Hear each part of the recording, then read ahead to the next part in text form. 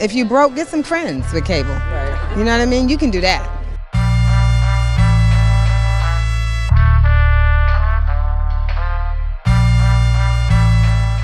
Hey, it's Jill Munroe for EURweb, and we are live on the black carpet for Showtime's for-year consideration event for Black Monday, starring Cheadle and Regina Hall. Check out the interviews.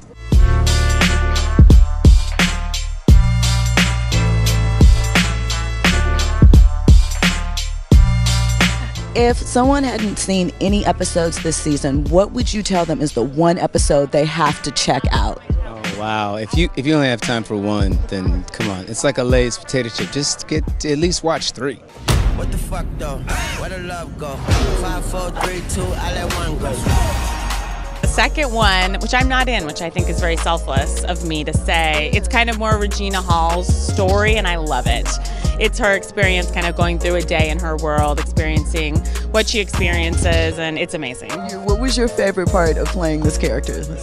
You know, the fashions were definitely a part of it. I mean, I've never worn more bows in my life, and I've worn them poorly. I have to say Dawn's bow choices are terrible.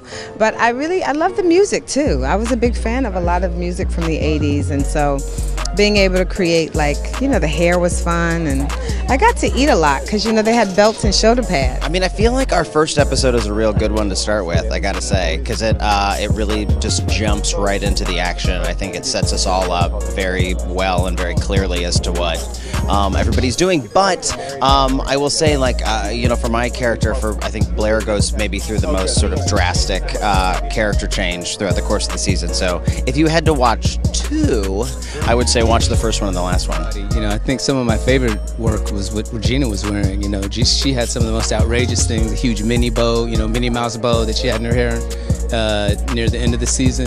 Get somebody's Amazon Prime password, right? You are solutions-based. It's the episode where I vomit on my children because I don't think we see enough of that on TV.